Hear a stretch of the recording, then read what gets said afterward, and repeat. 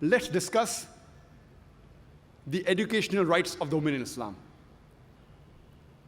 The first guidance revealed by Allah subhanahu wa ta'ala, by Almighty God, to the whole of humankind in His last and final revelation, the glorious Quran, it was not to offer salah, it was not to give charity, it was not to fast, but it was ikra.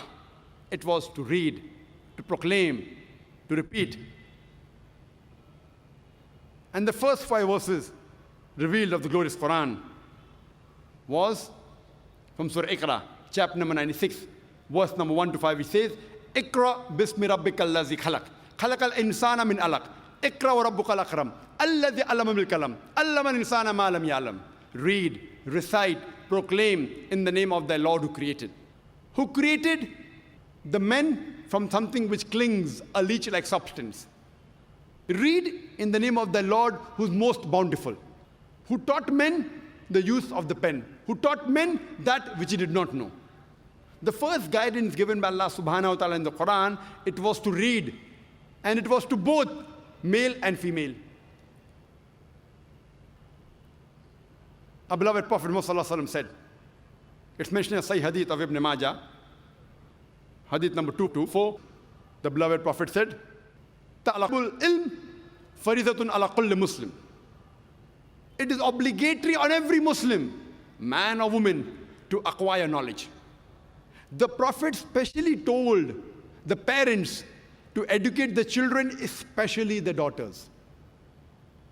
It is the duty of the husband to give education to their wife, especially religious education. And if they don't, she has the right to go to the court, to the judge, and demand for it. If he cannot teach it himself, he'll have to send her and see to it that he educates her. There is a chapter in Sahih Bukhari, when one hadith, the woman, they approach the Prophet, and they tell him that you're always surrounded by men. Why don't you give us a special time?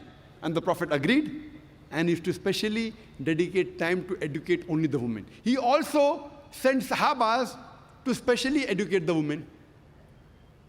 And if you read the history of Islam, 1400 years ago, in the days of ignorance, in Yawm al-Jahiliyyah, at that time, we have examples of many women, several women who were scholars.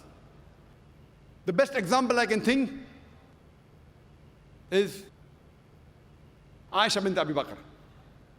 May Allah be pleased with her, the wife of the Prophet.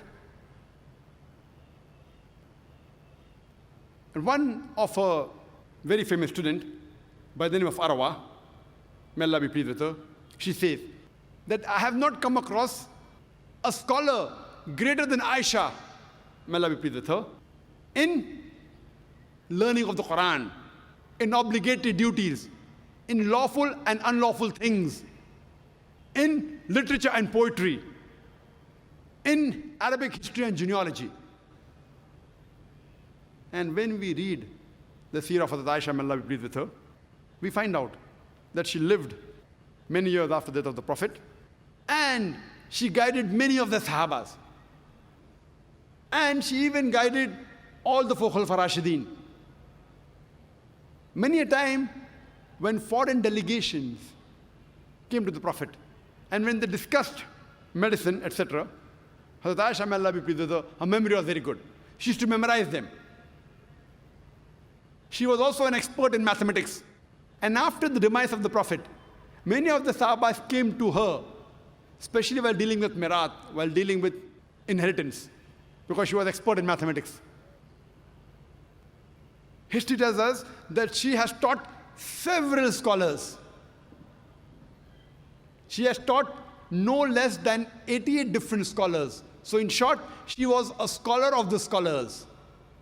And only on her authority alone, there are no less than 2,210 hadith reported. Only on the authority of Aisha, may Allah be pleased with her.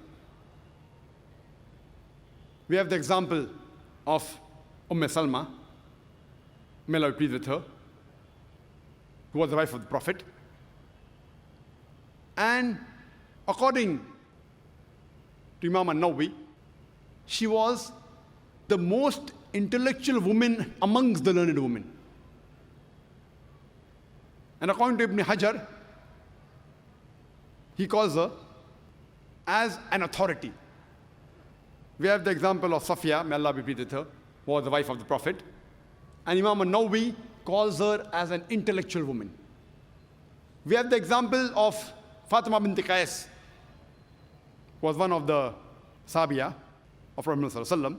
But she was so learned, and the immense knowledge she had, that once there was a discussion on the issue of fiqh, and she had a point of view, and Hazrat Aisha, may Allah be pleased with her, and Hazrat Umar, may Allah be pleased with him, they objected, but they could not prove her wrong.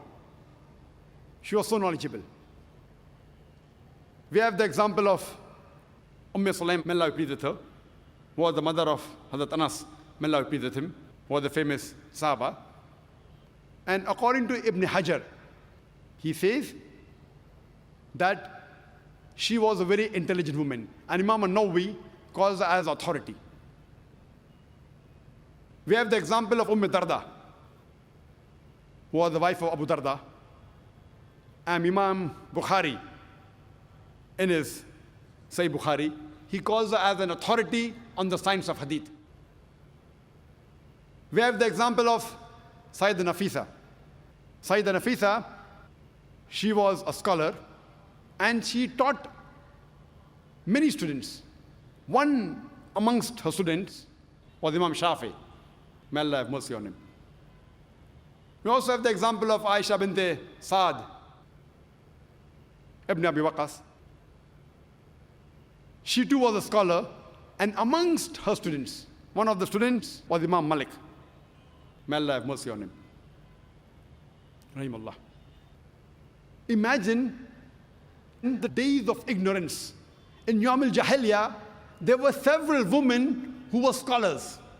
At that time, people were hardly educated, and imagine we have examples of several women who were great scholars.